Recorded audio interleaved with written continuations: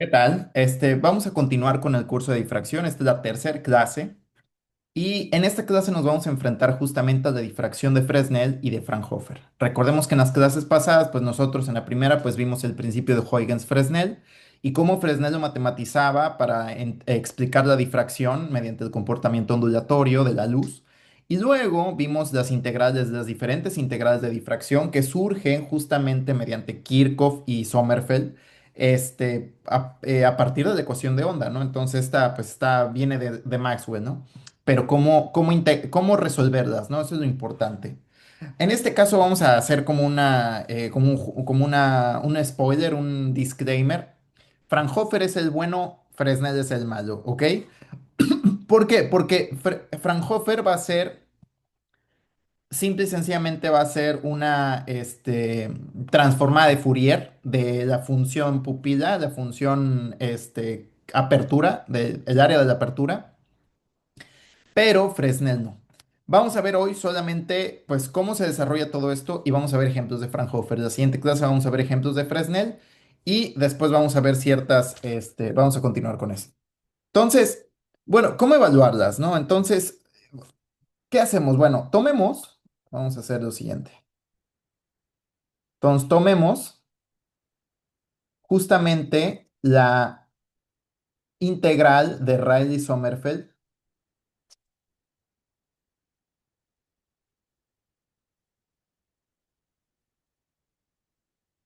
Vamos a tomar la G menos G, ¿ok? Recordemos que G menos G, pues la vimos la clase pasada, y pues era justamente para arreglar este problema de Kirchhoff, de tener que conocer una función en la frontera, tanto su derivada como la función. Y entonces recordemos, ¿no? Que justamente la parcial de esta G menos, que así se llamaba, con respecto de n, pues era dos veces la parcial de G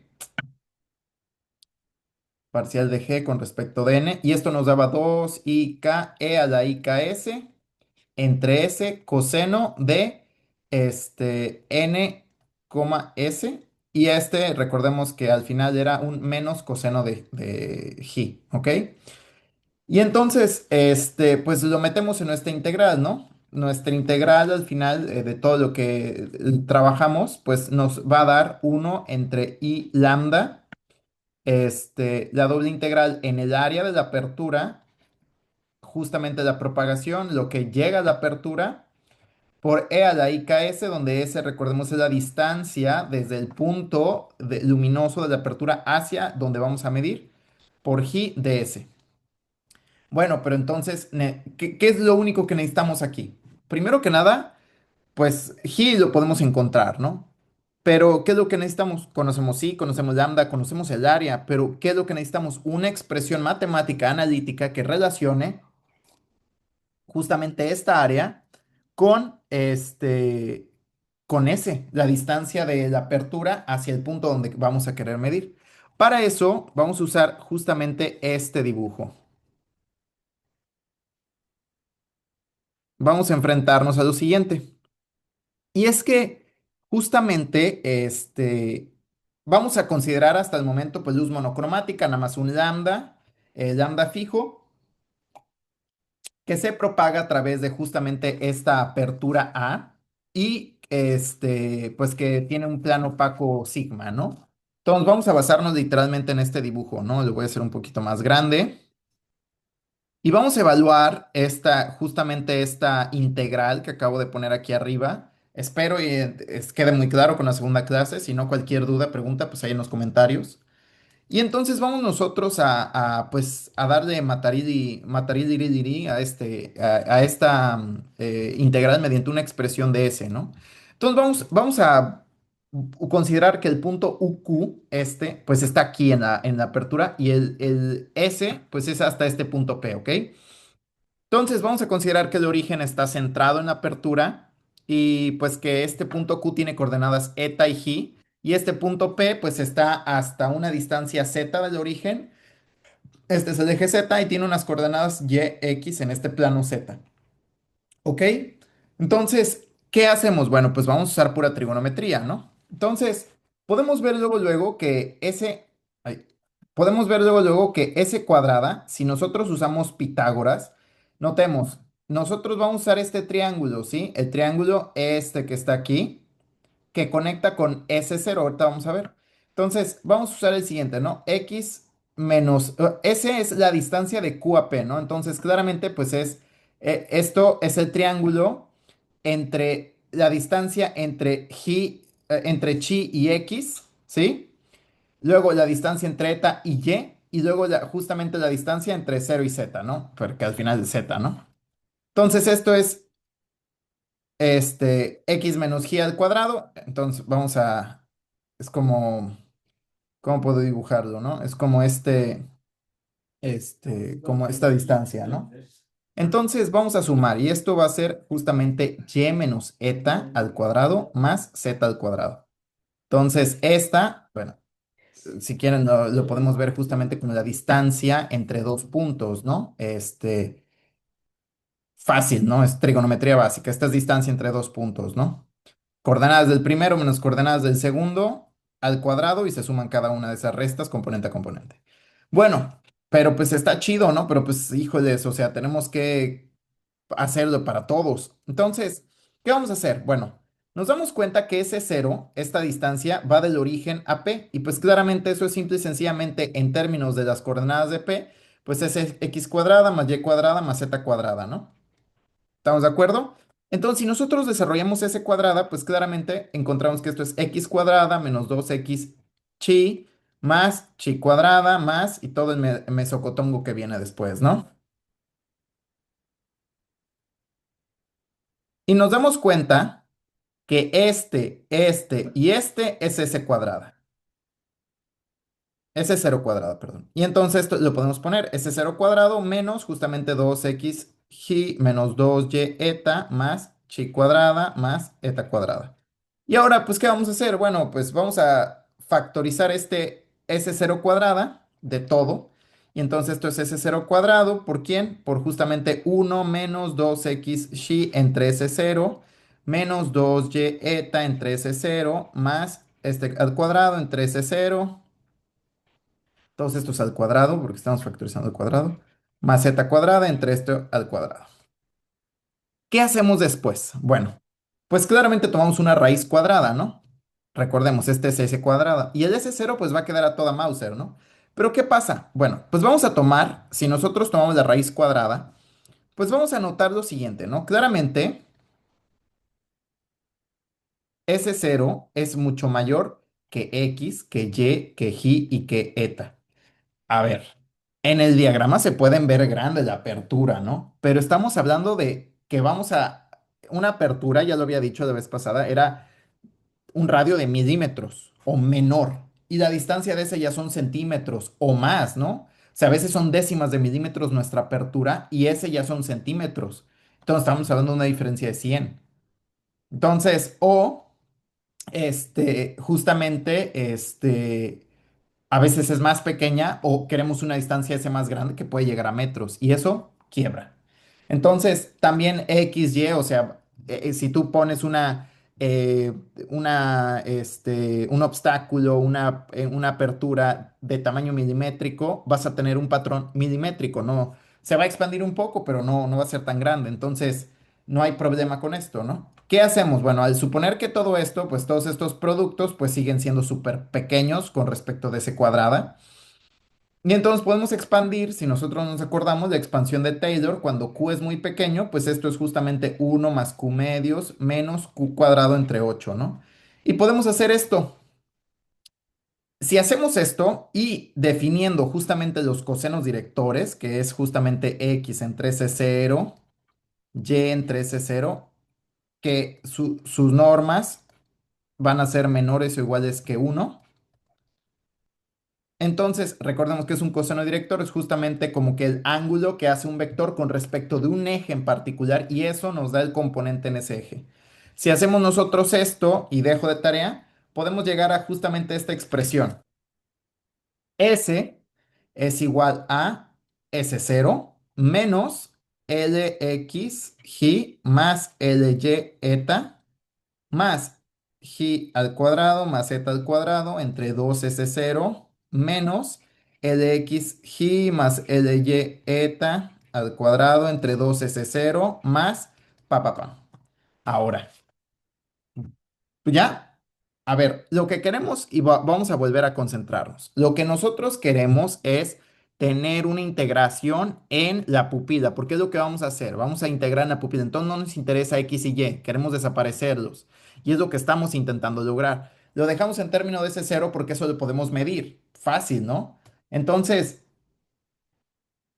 al ser ese cero mucho más grande que X, Y Z, pues claramente, pues tenemos una ventaja, ¿no? Que es al final, si ponemos todo en términos de ese cero y de estos cosenos directores, que al final son ángulos, que si tomamos ahorita ángulos pequeños, van a volver a simplificarse, pues ahorita vamos a ver que todo esto nos da un desarrollo, ¿no? Entonces, si metemos todo esto en nuestra integral, entonces le voy a poner aquí abajo, ¿no?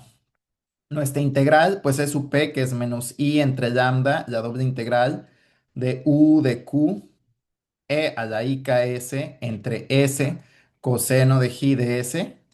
Y entonces, ¿qué vamos a hacer? Ah, bueno, pues facilito, ¿no? Lo metemos, ¿no? El S, ¿no? Entonces esto es mi menos I entre lambda, la doble integral de A, U evaluado en Q, por E a la I, K. Y notemos, todo esto lo vamos a dividir entre 2S0.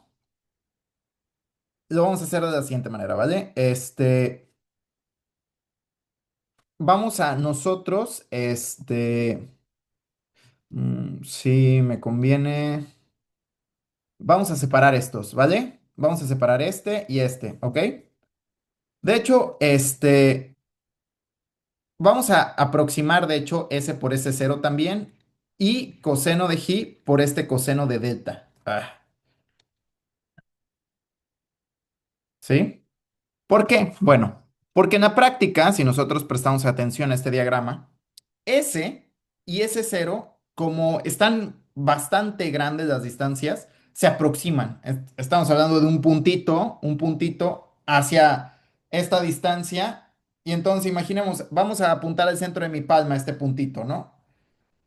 Entonces, la distancia del centro del puntito o un poquito más arriba del puntito al centro de mi palma es la misma. ¿Estamos de acuerdo? O sea, estamos hablando de una desviación, nada, o sea, sigue siendo la misma, casi paralela, ¿estamos de acuerdo? Y si lo subimos un poquito, sigue siendo muy paralela. Entonces, ese cero no va a haber problema. Y el ángulo que justamente va a ser este, el ángulo que va a ser Q, recordemos, en ese es el ángulo que hace Q con respecto de la, este ángulo que hace con respecto de la apertura, lo podemos aproximar por este chi, ¿no? Por este delta, ¿no? Que al final pues es el ángulo que hace con el eje Z s cero. Como son casi iguales, pues ese ángulo va a ser casi idéntico.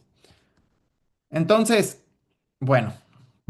Vamos a hacerlo. Y si hacemos esto, pues entonces justamente este S0, nota, este S lo podemos escribir como S0 igual a S0, se cancela, ¿no? Este con este. ¿Y qué nos sobra? Este y este término. De hecho, este término, este coseno de G es coseno de delta y es fijo, entonces lo podemos sacar. Y entonces vamos a corregir esto y vamos a dejarlo de la siguiente manera, ¿no? Este, Vamos a ponerlo de la siguiente manera, ¿no?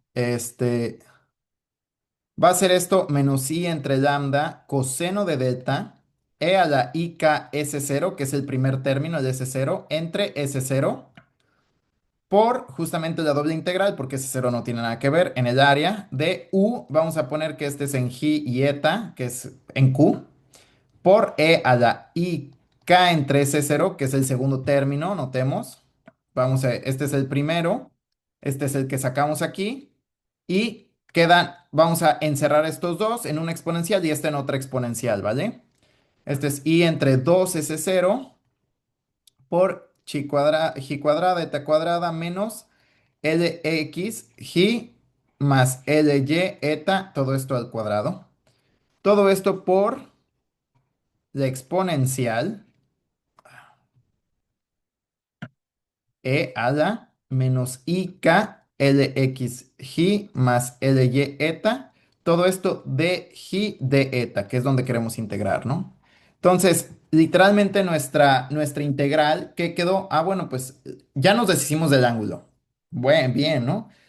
Quedó en esto ese cero lo podemos medir. Ahora falta esta, obtener realmente la expresión de la onda eléctrica que llega hacia la pupila. No sé por qué ando, hoy se me está olvidando mucho la apertura.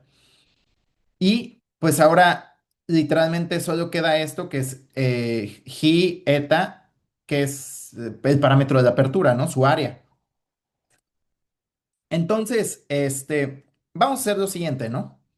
Esta ya se le llama justamente integral de difracción de Fresnel. Ahora, es muy importante porque de esta va a partir todo lo que sigue, ¿ok? Integral de Fraunhofer, luego vamos a ver Fresnel otra vez, luego vamos a ver a Fresnel en aperturas esféricas. ¿Por qué? Porque los lentes son esféricos, luego vamos a ver lentes. Todo eso tiene que ver con Fresnel. Entonces, ¿qué hacemos? Bueno, notemos lo siguiente, ¿no? Entonces, notemos que, pues claramente Lx G más Ly eta al cuadrado es menor o igual que Lx al cuadrado más Ly al cuadrado por G al cuadrado más eta al cuadrado. Y esto a su vez es menor o igual que 2 porque estos son menores o iguales que uno por G al cuadrado más eta al cuadrado. ¿Sí?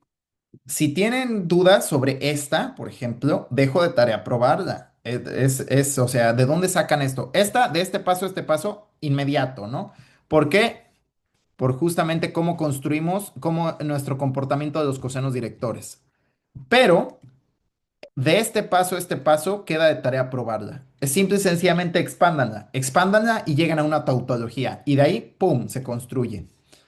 Ahora, entonces, esto implica, que además que si justamente ese cero, vamos a ponerle, y si ese cero es mucho más grande que el máximo entre g cuadrada más z cuadrada entre lambda, entonces, ¿por qué entre lambda? Porque recordemos que k es 2pi entre lambda, ¿sí? Entonces, ¿qué pasa? Vamos a volver a ver nuestra integral, ¿sí? Nota, aquí tenemos un y este entre lambda, y aquí tenemos estos dos, ¿ok? Entonces, estos dos los podemos aminorar por esto, ¿sí? Y ¿qué les va a pasar? Se van a restar, ¿no? ¿Estamos de acuerdo? Entonces, notemos que al final, pues esto va a ser justamente una resta. Esto lo metemos aquí y esto justamente es esta integral es menor que justo esto por una resta, estamos acotando. Y entonces, también el S0, o podría ser que quede algo muy chiquito por aproximación, pero como S0 también es muy grande, entonces se lo quiebra, ¿no? Vamos a ver.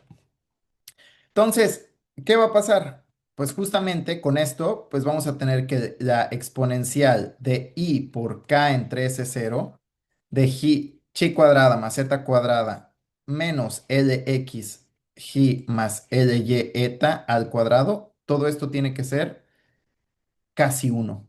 ¿Por qué? Porque justamente esto va a ser más pequeño que esto, ¿estamos de acuerdo? Al final, si expandimos esto, pues claramente esto es mucho más grande que esto, ¿no?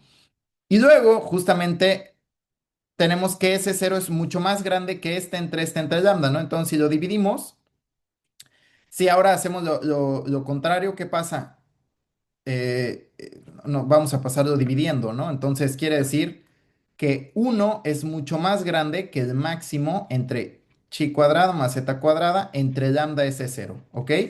Justamente quiere decir que esto es mucho más grande que esto, ¿estamos de acuerdo? O quiere decir que esto es muy pequeño. Entonces, esto no le va a hacer nada, no le va a hacer cosquillas, ¿no? Quizá nada más cosquillitas, ¿no? Vamos a poner así. Esta resta a estos dos términos les va a hacer cosquillas, porque estos dos términos son mucho más grandes que estos.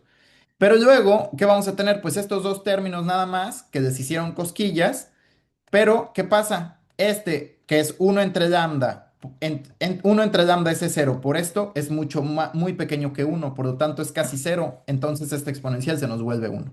¿Ok?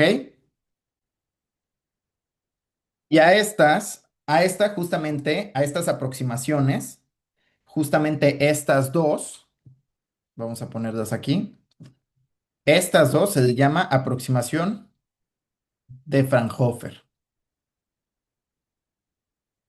Fraunhofer. Es decir, justamente, ¿qué nos está diciendo?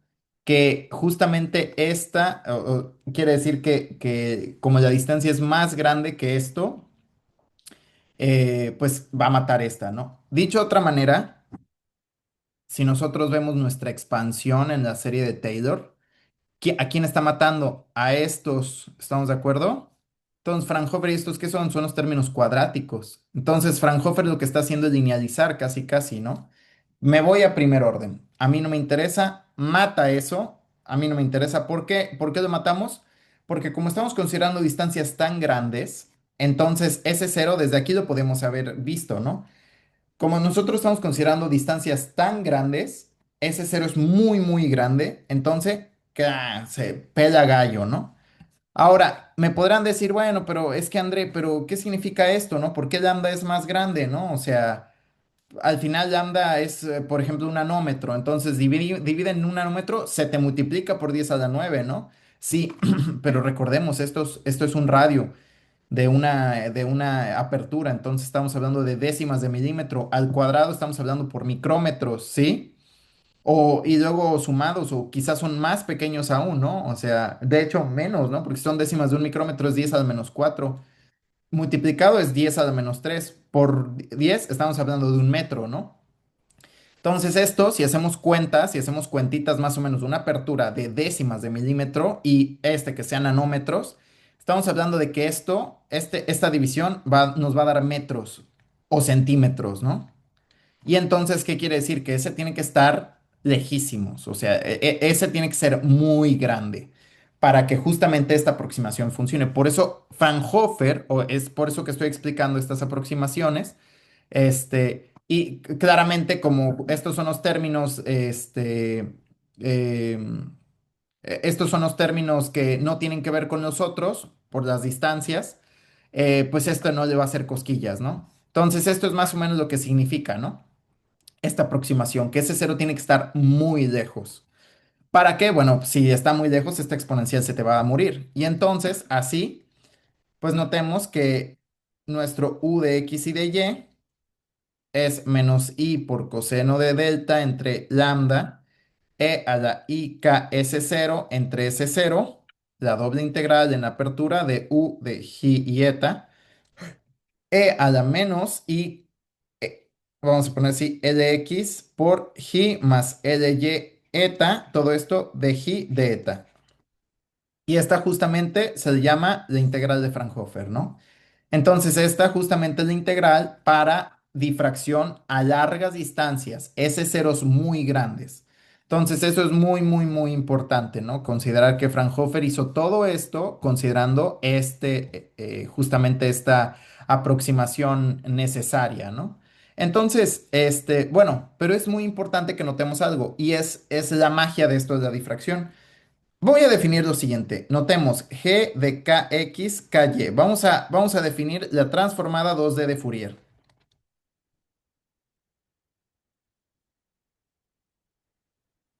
Entonces, transformada 2D de Fourier. Esto es justamente aplicado a una función g de xy.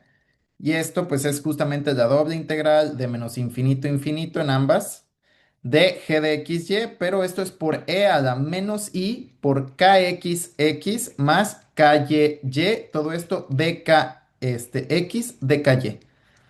Y si nosotros vemos g de xy, pues va a ser la transformada inversa, pero aplicada a g de kx, ky. Y esto es justamente uno entre 2 pi al cuadrado por la normalización, la doble integral de menos infinito a infinito. Esta función g, pero ahora evaluada en kx, no, en x y y, sí, por e a la i kxx más kyy dkx.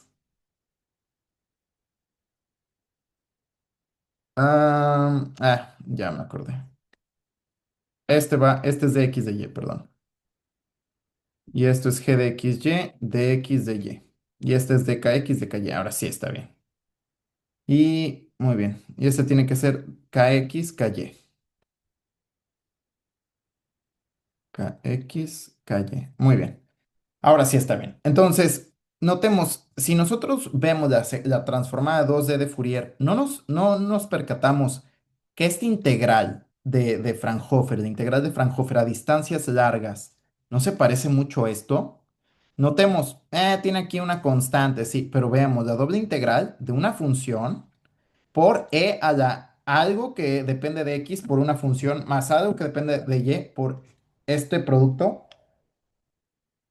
Y de hecho aquí me falta, no, si es e a la menos i, aquí me falta un k, es menos i k, ahora sí esto, ¿no? Justamente no se parece esto a esto, ¿estamos de acuerdo? ¿Por qué? Porque notemos que si nosotros tenemos un vector de onda, pues KLX me va a dar KX, ¿no? Y KLY me va a dar KY. Esta es la definición de un vector, de un coseno director, ¿no? Que le dije que el producto con el módulo de un vector me iba a dar justamente el componente en ese vector. Entonces, pues justamente esto se parece a kx esto, ky esto, ¿no? Y esta función, ¿a quién se parece? Pues a esta, ¿no? Entonces, ¿a poco no? Es la transformada de Fourier, 2D. Notemos esta, es esta. Pero ¿quién es X y Y? Justamente KX y KY. ¿Quién es? Y notemos justamente esta participación.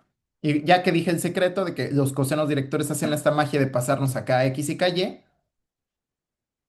pues entonces nosotros ya tenemos que la función de Fraunhofer de difracción, la podemos escribir como una transformada de Fourier, como menos i coseno de delta entre lambda e a la i k s cero entre s cero, la transformada de Fourier de pi de gi y eta por esta función u evaluada en gi y eta por e a la menos,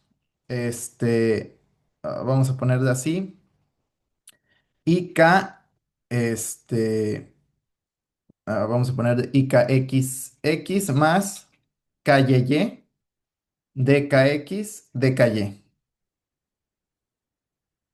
No, así vamos a borrarle esto, así nada más, porque no necesitamos integrar nada. Es la transformada de Fourier. Ok. De hecho, esto también es innecesario. Nada más así. Donde esta función pi de gi y de eta va a ser la función pupila, ¿no? Uno, si justamente nuestro punto que estamos considerando se encuentra en el área, cero de otro modo. Vamos a ponerlo así. Entonces, muy importante, ¿no? Que veamos que justamente al final pues nosotros sabemos resolver integrales 2D de Fourier, hasta ya tenemos computadoras que lo hacen, nada más damos el área y queremos la integral 2D de esa área, ¡pum! Nos va a dar justamente el patrón de difracción. Y esa es justamente la genialidad de esto, ¿no? Eso es muy, muy importante, ¿no? Entonces, justamente lo voy a escribir aquí, ¿no? Voy a escribir el texto, justamente, ¿no? Entonces, la difracción. Vamos a poner el patrón de difracción de Fraunhofer en el plano de observación está dado por la transformada 2D de Fourier del producto del campo incidente y la pupila, la función pupila, vamos a poner así, de la apertura. Vamos a expandir esto y vamos a dejarlo aquí. Entonces, justamente esa es la conclusión. Entonces recordemos, empezamos con la integral de difracción de Rayleigh-Sommerfeld y pues simple y sencillamente tomamos un diagramita bien simple y empezamos a desarrollar hasta que llegamos a una expresión que es la integral de difracción de Fresnel. Y si tomamos grandes distancias, que eso significa las aproximaciones de Fraunhofer, llegamos a una transformada 2D de Fourier. Y eso pues nos agrada bastante, ¿no? ¿Por qué? Porque nosotros sabemos resolver transformadas de Fourier 2D. Muy bien, entonces vamos a ver, pero no hemos acabado, ¿no? ¿Y qué pasa con el campo incidente? Bueno, entonces vamos a consideremos una onda, vamos a ponerlo así, ¿no? Consideremos una onda esférica, monocromática, saliendo del punto P. Y esto, como soy mal dibujante, pues aquí está el diagramita que vamos a usar. No, date que... Ahí está. Wow. Ahora vamos a usar esto. Aquí vamos a hacerlo más chiquillo. Y vamos a ponerle del punto P0. ¿Sí? Aquí voy a rellenar un poco de blanco para que no nos estorbe.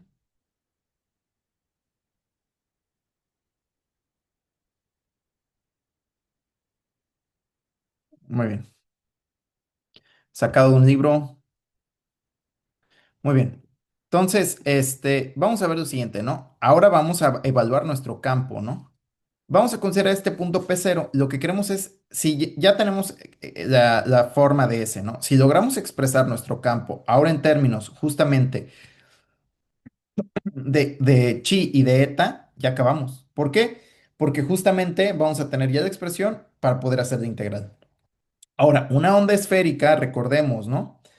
Justamente la integral que nosotros tenemos es,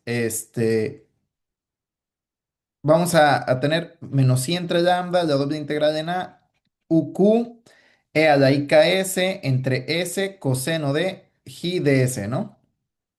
Ahora, ok, vamos a hacer lo siguiente, ¿no? Hay que prestarle mucha atención a este diagrama, ¿no? Lo voy a hacer un poco más grande. Este,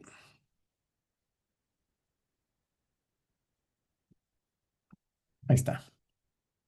Notemos que hay dos distancias, de P0 a Q, que se llama R, y de Q a P, que es S, y de P0 al origen, que es R0, y del origen a P, que es S0.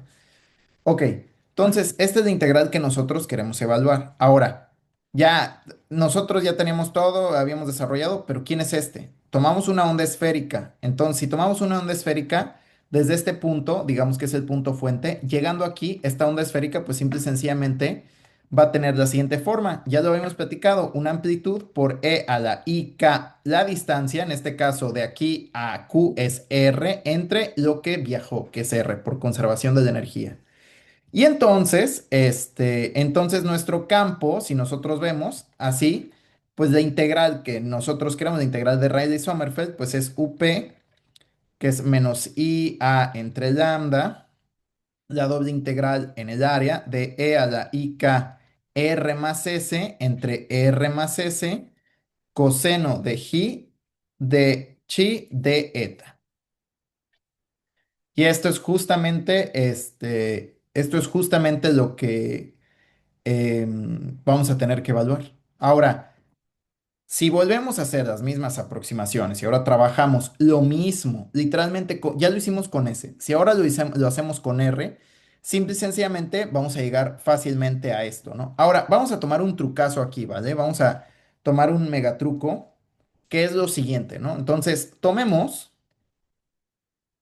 justamente que R más S es exactamente igual que R0 más S0 más una función que depende de chi y de eta. Este es un trucazo. ¿Por qué? Porque claramente R más S no va a ser igual, ¿sí? Vemos de aquí a acá y esto es de aquí a acá. Esto es como una línea recta y este es como un triángulo. Pero, ¿cuál es la diferencia? Digamos que esto es como una función de deformación de esta línea, ¿no? De R0, de P0 a P. Es la misma R0 más S0, pero deformado un poquillo, ¿no? Resta o suma. Depende de quién, pues justamente de las coordenadas chi y eta, que son los que describen el punto Q. Entonces vamos a tomar este truco, ¿no? Y entonces, pues si hacemos eso, pues entonces nuestra integral UP, pues va a ser menos i a entre lambda e a la i k R0 más S0. Todo esto en la apertura, vamos a ponerlo así, e a la IKF de chi de eta entre RS, aquí sí hay que tener mucha consideración, coseno de ji de eta de así. Y ahora, si hacemos lo mismo, si hacemos justamente la aproximación de R, así como lo hicimos en S, que viene de tarea, justamente como R0 más mx ji más my eta más, vamos a ponerle ji cuadrada más eta cuadrada menos x0 ji más y0 eta, presten atención mucho al diagrama, entre 2r0, donde mx es menos x0 entre r0 y my es menos y0 entre r0, que son los cosenos directores otra vez. Pues entonces vamos a encontrar que justamente en la aproximación de Fresnel, que es la de ángulos pequeños, recordemos, la aproximación de Fresnel va a ser dos cosas. La aproximación de Fresnel es esa que dije que S0 va a ser S, es para ángulos pequeños, y justamente que coseno de G es coseno de delta. Esta es la aproximación de Fresnel, ¿sí? Eso es de ángulos pequeños, ¿no? También nos permite hacer esto de R0, ¿no? Entonces, si seguimos esto, pues entonces nuestro UP, pues ¿quién va a ser? Pues menos I coseno de delta, ya podemos sacar el ángulo entre lambda, a la IK R0 más S0, todo esto entre R0, S0, ¿sí? Ahora, esto es importante, ¿por qué? Porque la aproximación de Fresnel no nos permite solo hacer que S0 sea S0, sino también ahora R sea R0. Y entonces este RS que estaba dividiendo, pues simple y sencillamente en la aproximación de Fresnel va a ser un producto de cosas constantes y sale, ¿no? Muy diferente, me dirás, oye André, pero R más S es R0 más S0 más una función, sí, pero estamos hablando del producto, no de la suma. Y entonces con esto, pues es la doble integral justamente en el área, pero ahora de e a la ik, esta función de ji y eta, de ji de eta. Y está toda Mauser, ¿no? ¿Por qué? Porque si encontramos una definición ahora para esta función f, acabamos. Y nos dimos cuenta de todo lo que simplificamos. O sea, simplificamos un montón de cosas, ¿no? Y ahora de hecho ya lo estamos haciendo. Entonces, notemos lo siguiente, ¿no? Este f de ji y de eta ya tiene contenido todo lo que nos comimos, ¿sí? Es decir, todos los términos de orden, por ejemplo, estos, ¿no?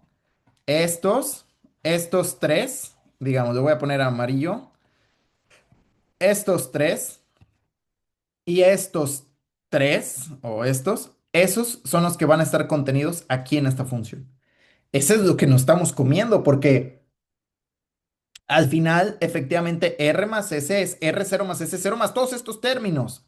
Vamos a ponerlos, ¿no? Hay que perderles el miedo, ¿no? Entonces, claramente este f de ji y de eta, pues va a ser LX, y esta es una tarea, por favor, sumen R más S con R y S con estas aproximaciones que tomamos y notemos que f de ji eta es LX menos MX ji más LY menos MY eta más un medio de uno entre R0 más uno entre S0, todo esto ji cuadrada más eta cuadrada. Y ahora vienen unos términos medio raros, ¿no? Menos, vamos a ponerlo así, mx ji más my eta al cuadrado entre R0 menos lx ji más ly eta al cuadrado entre S0 más más términos, ¿no? Y esta es nuestra función f. Literalmente son todos los términos que nos comimos. ¿Se ve problemática? Sí.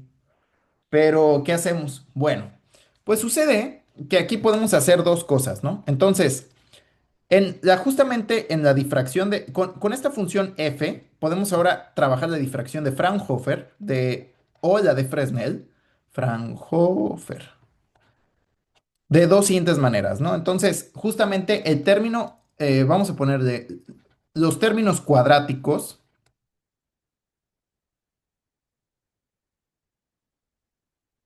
se discriminan.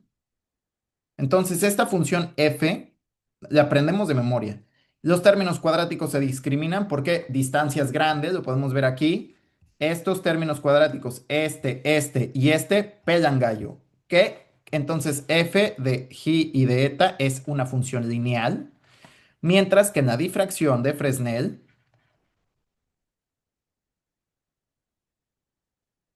los términos cúbicos y de alto orden se discriminan o se desprecian, como queramos verlo, ¿no? Entonces quiere decir que f de gi y eta es cuadrática.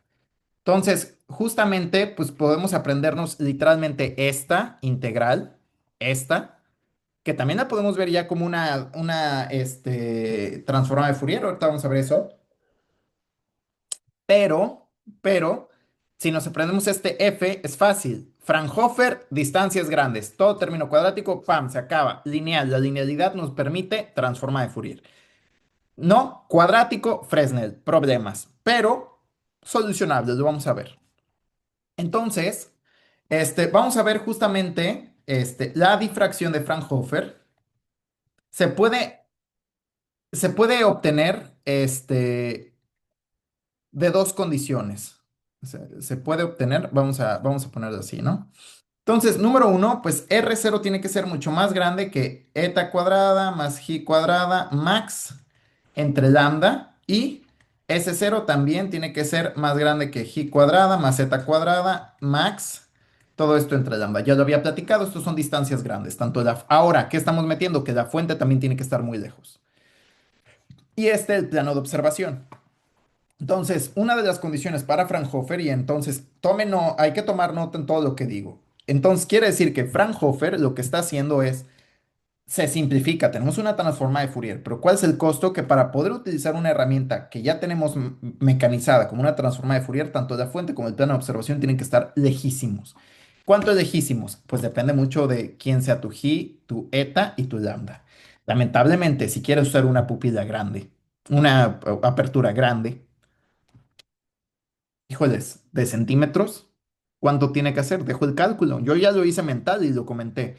Dejo de tarea que se haga para una lambda de 632 nanómetros y que sea de 5 centímetros de radio, la apertura.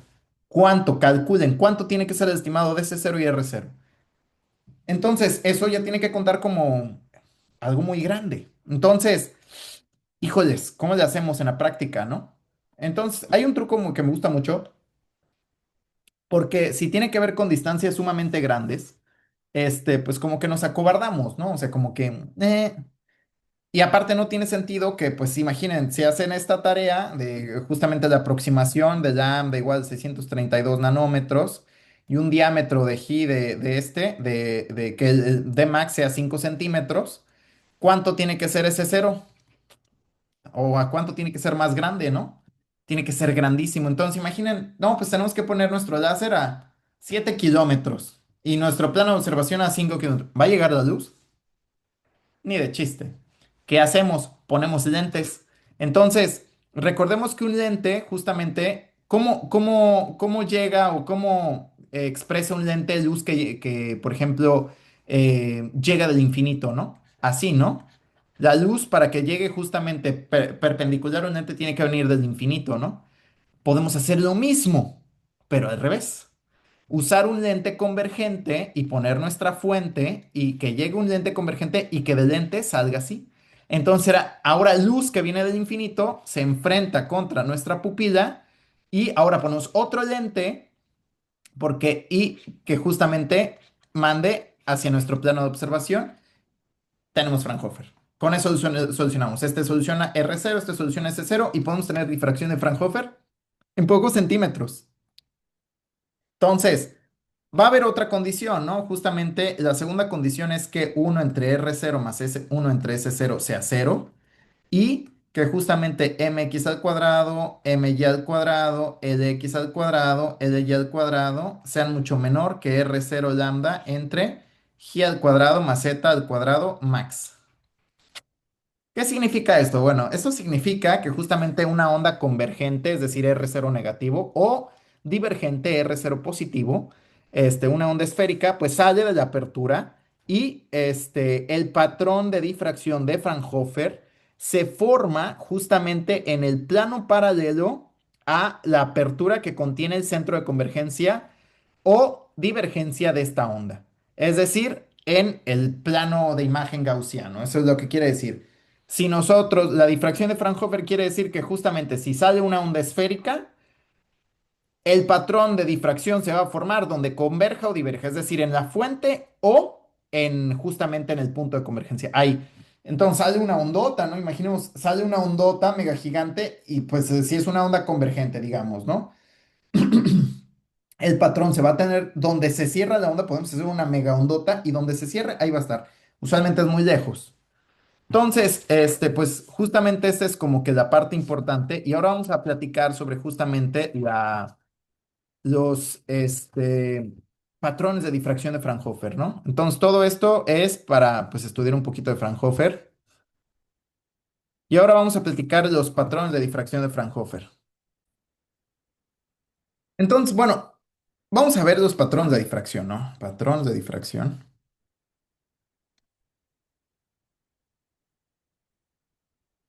de Fraunhofer. Ahora, nosotros, pues hasta el momento dijimos que Fraunhofer iba a ser justamente la transformada de Fourier, Kx, Ky, que va a ser justamente K por la transformada de Fourier de esta función G que depende de G y de eta, ¿ok? Este, y vamos a poner, al final, si nos damos cuenta, volvemos a esta, que era nuestra integral de Fraunhofer. Si trabajamos esto, ¿qué nos damos cuenta? ¿A quién se está aplicando?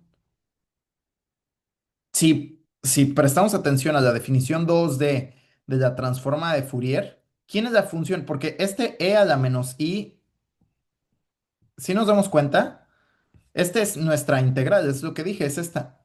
¿Quién es esta gxy? Aquí. ¿Quién sería? De hecho, aquí me equivoqué, hay un menos, ¿no? ¿Quién sería? Nadie, ¿no? O de hecho, no, lo dejamos, pero no sería nadie, ¿no? Entonces, ¿quién sería? La pupila. Recordemos que habíamos dicho que tiene que haber una función pupila multiplicando y eso tiene sentido porque notemos, nuestras integraciones vienen de menos infinito a infinito y nosotros no estamos integrando en un área, el área está truncada. Entonces, esta, por ejemplo, esta integral, esta función al final, pues es aplicada a la pupila. Esta es la función pupila, entonces podemos definirla. Esta es la función a la que vamos a aplicar, ¿no? Uno si el punto pertenece al área, cero de otro modo. Entonces, al final, literalmente, el patrón de difracción de Fraunhofer va a ser simple y sencillamente una constante por la transformada de Fourier de la pupila de tu apertura. Golazo, como dice un profesor, ¿no? Golazo. O sea, ¿qué pupila te imaginas, canijo? ¿Qué pupila? ¿Una estrella? ¿Un fantasmita? ¿Un slit? ¿Un círculo? Cualquier cosa que te puedas imaginar. Un Hello Kitty, un Batman, un murciélago. Va a generar un patrón de difracción. ¿Quieres conocerlo? De Fraunhofer. Aguas, Fraunhofer. Pero ya dije cómo hacerlo con lentes, ¿no? Entonces, fácil. Modela su función pupila. Sácale la doble integral de Fourier. Ya tienes tu patrón de difracción. Le pones tu láser y experimentalmente ya lo ves. Guau, ¿no? Guau, guau, gup, sí dirían, ¿no? Vamos a hacerlo, ¿no? Entonces, recordemos quién es nuestra f, ¿no? En este caso es lineal, este, por todas estas condiciones de Fraunhofer. Entonces, vamos a, nuestra integral, pues va a ser k, la doble integral en a, de e a la menos i k.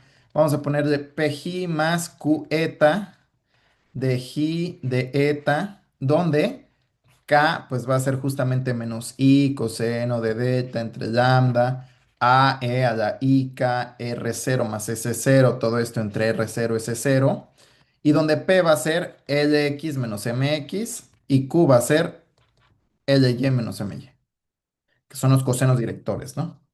Entonces, notemos que hay un problemota, y es que, vamos, no sé, al menos si son buenos físicos, no lo han notado. Y bueno, si son ingenieros, tampoco espero que lo hayan notado, ¿no? Pero, ¿cómo medimos K? O sea, podemos hacer la transforma de Fourier, ¿no? O sea, qué chido, ¿no? Pero, ¿cómo medimos K? O sea, está en términos de constantes geométricas K, ¿no? Entonces, híjoles, cómo medimos este delta, este lambda? ¿Cómo los medimos?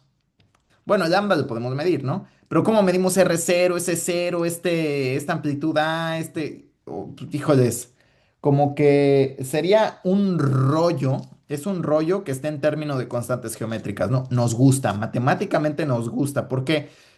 Pero físicamente no nos gusta. Y esto es una discrepancia entre la física y las matemáticas, que las matemáticas dicen, ay, pues qué bonita función. Los físicos decimos, ¿cómo lo medimos, no? Porque al final, híjoles, no hay premios Nobel si no hay desarrollos experimentales, ¿eh? Eso siempre hay que tener en la mente. Entonces, ¿cómo lo bajamos a la Tierra, no? Y eso es muy importante, ¿no? Porque, o sea, al menos yo cuando tomé los laboratorios de física nuclear, a su máquina, ¿no? Con tan poca información podemos, con tan poca información, con una medición tan pobre, podemos obtener tanta información, es lo que quiero decir. Y vamos a usar aquí algo, vamos a intercambiar vamos a ver que justamente hay algo muy importante y es que nosotros tenemos la conservación de la energía.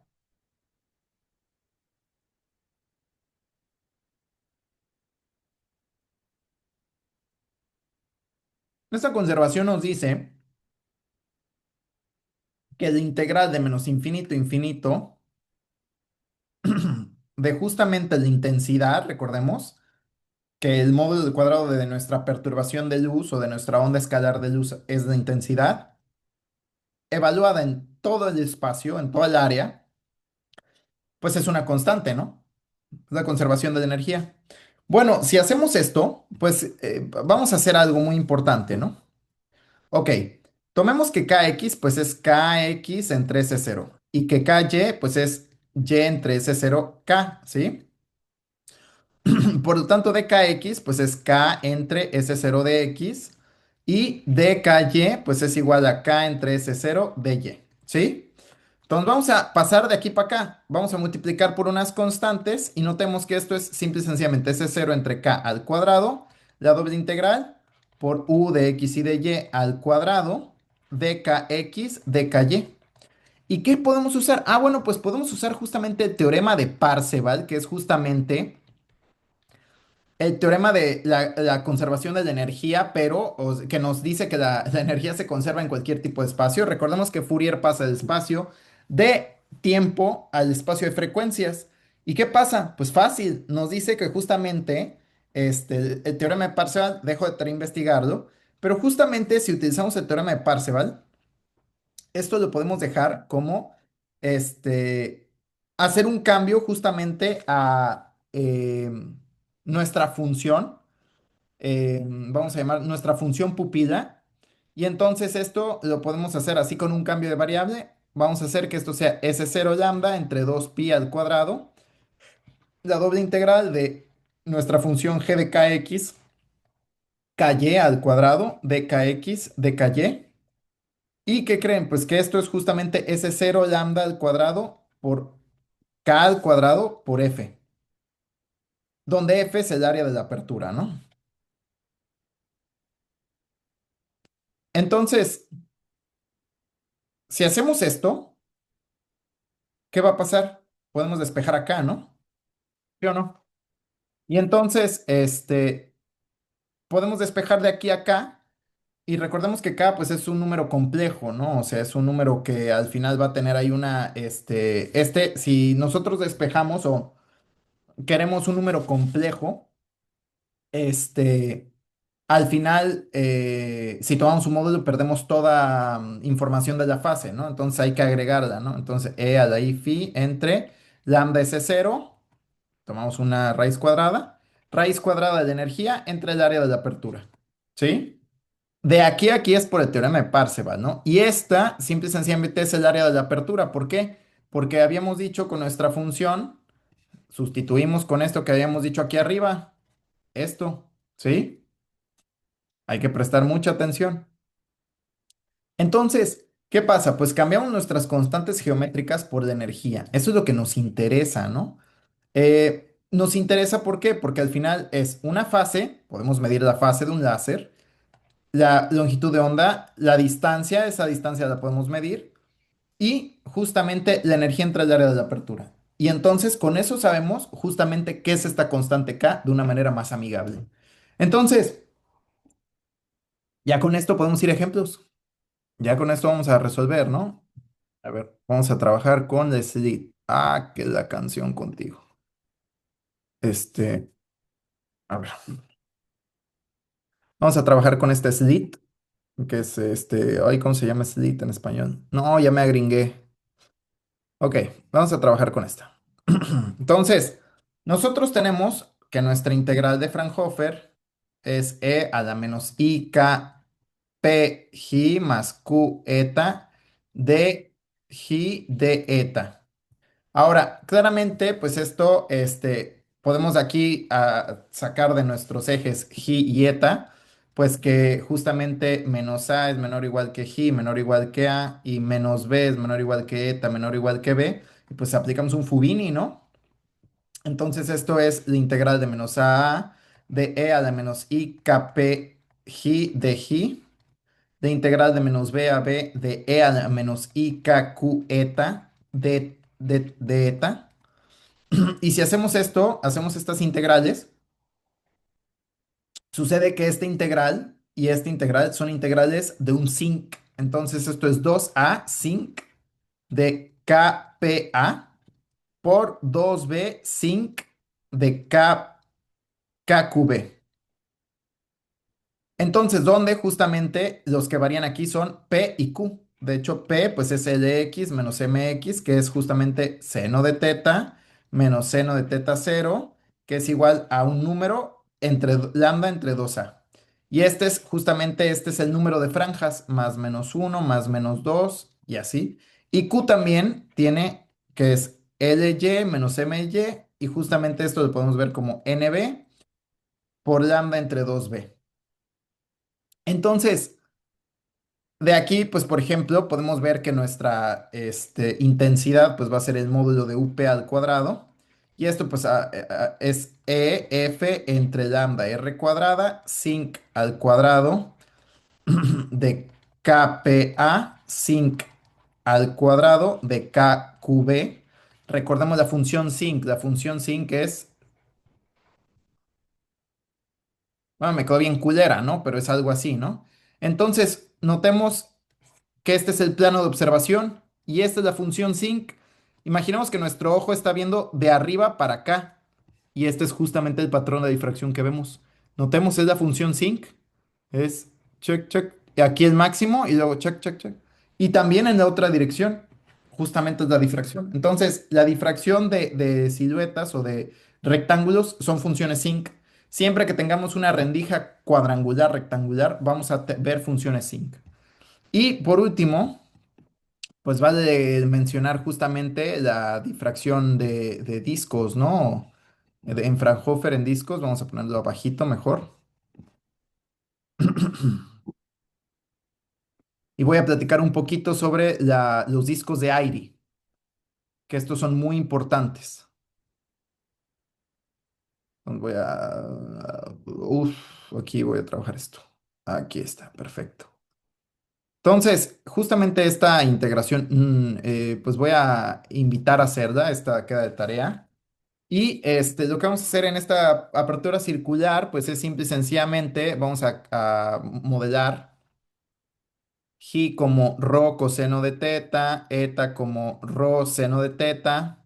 Vamos a llamar a W igual a raíz cuadrada de P cuadrada más Q cuadrada. A P lo vamos a llamar Q coseno de G y omega seno de G. ¿Ok? Basados en este dibujo. Ahora, ¿por qué? Porque queremos que PG más Qeta pues es rho omega coseno de teta menos g. ¿Sí? Esto es muy importante. ¿Por qué? Porque queremos que nuestra exponencial podamos aplicarle un Fubini, ¿no? Ahora, lamentablemente el Fubini no es totalmente posible, pero sucede que los matemáticos hicieron esto porque si nosotros hacemos nuestra integral de cero a infinito y de cero a 2pi, de esta g de rho por e a la, que esa es nuestra pupila, menos i k rho omega coseno de teta menos rho de teta, hacemos el jacobiano. Pues sucede que esto, k es cero infinito g de rho, eh, rho, y vamos a encerrar de cero a 2pi, esta.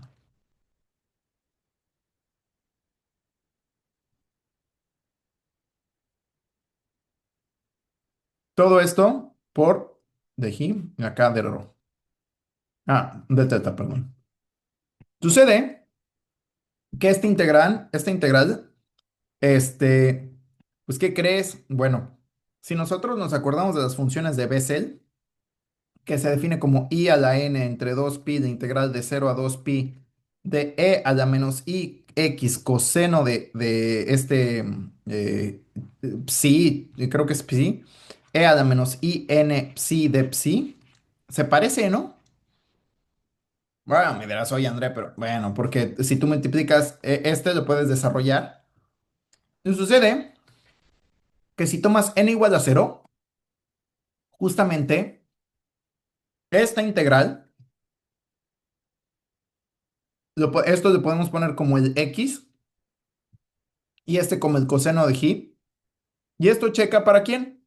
Bueno, pues esto va a ser que nuestro valor va a ser 2 pi k, la integral de cero infinito g de rho por la función de Bessel cero k omega rho de rho. Y esta es justamente la integral de Fraunhofer que tenemos que resolver para una apertura circular. Ahora, podemos resolverla muy fácil, ¿no? Si nosotros nos acordamos de la relación de recurrencia de Bessel, por eso son tan importantes, que es x a la n más 1 jn de x. Para n igual a cero, pues nosotros nos vamos a dar cuenta que este j0 lo podemos meter como una derivada. Y si hacemos todo esto, al final lo dejo de tarea, pero este UP tiene que ser, la intensidad al final va a ser EF entre lambda cuadrada r cuadrada, dos veces la primer función debe ser k omega a entre k omega a al cuadrado. Es más o menos como un sinc, pero ahora tiene que ver justamente con una función de Bessel. ¿Y qué es esto? Bueno, me brinco un montón de pasos, pero lo importante en esto es el comportamiento de Bessel, ¿ok? Y es lo que quiero platicar aquí. Notemos, nosotros, la función de Bessel es esta. Esta es la función J0 y J1. Notemos J1, ¿no? J1 es la azulita. Entonces, notemos que es un pico y es como un zinc. Literalmente es como un zinc, pero decae más rápido. Y es simétrica circularmente, ¿ok? Entonces, esto lo podemos ir rotando. Y si lo rotamos así 360, vamos a ver este disco. Y es justamente un patrón de franjas luminosas y de sombras concéntricos, prac, prac, prac, prac, prac, donde justamente las sombras las podemos calcular dónde empieza cada franja. Podemos medir la distancia entre cada franja con los ceros de la función J1 de Bessel. Eso es importantísimo. ¿Por qué? Porque justamente estos son aquellos que se encargan podemos medir, cuantizar qué tan grande o chiquito van a ser, ¿no? Ahora, lo importante de esto es, nota, aquí hay una comparación entre el slit, que es la función sinc, y la función de Bessel. Notemos que la función de Bessel es mucho más luminosa en el centro, pero, y tiene los círculos concéntricos un poco más amplios. ¿Estamos de acuerdo? Tiene más potencia la de Bessel que la zinc. Notemos aquí,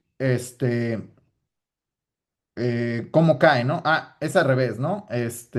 Bueno, el punto es que esto nos dice los discos de Airy, ¿ok? Los discos de Airy justamente son estos discos. ¿Y qué pasa? Bueno, cuando tú tomas una foto o ves con un microscopio, toda imagen que tú veas va a tener difracción. Ese es el punto más importante. Todo funciona. Vamos a ver más adelante que cualquier lente, pues es simple y sencillamente un elemento que no va a poderte dar una imagen por efectos de difracción. Todo efecto. Entonces, imagínate que tú estás viendo una bacteria, un virus, ¿no? Entonces, lo que tienes que entender de Fraunhofer, al menos de esto, o sea, ya si quieres meterte a hacer las integrales y todo, es posible. Simple y sencillamente, lo que hay que entender es que la difracción de Fraunhofer en aperturas circulares se puede resolver de esta manera, ¿sí? Al final vas a tener que usar funciones de Bessel. Pero lo que te va a dar es esto. ¿Qué pasa si tú pones dos puntos muy cercanos? Bueno, pues justamente hay una relación muy importante que se llama la relación de los discos de aire, que te dice la resolución. ¿Y qué pasa si tú pones dos puntos muy, muy pegados? Bueno, pues lo que va a pasar es que lo que va a pasar es que esta difracción en cada punto va a hacer que tenga estas franjas, cada uno sus propias franjas, y tengan interferencia y no los vas a poder reconocer. Imaginemos que tenemos dos de estos puntos muy brillantes, pero muy juntos. Van a tener interferencia entre ellos y lo que va a pasar es que no lo vas a poder reconocer uno de otro. Y eso se llama pérdida de resolución. ¿Por qué? Porque es cuando tú tienes dos puntos que no puedes tú ya justamente diferenciarlos como diferente. Y eso es muy importante en microscopía. Cuando tú ves en microscopios de muy alta potencia, tenemos que corregir estos efectos o justamente llegar al límite de la resolución. ¿Cómo? Pues justamente con los límites de AIRI que van a estar justamente dados por esta condición. Entonces es muy importante. ¿Por qué? Porque justamente depende de la longitud de onda, notemos. Depende de la longitud de onda, depende de muchas otras cosas. De hecho, esta es nada más el primer cero, pero justamente esto, los discos de aire es importantísimo para la resolución. Entonces, bueno, hasta aquí termina nuestra clase de integral de Fraunhofer. La siguiente clase va a ser integrales de Fresnel. Y pues eso es lo importante que hay que saber de al menos de Fraunhofer. Entonces, sería todo por hoy. Cambio y fuera.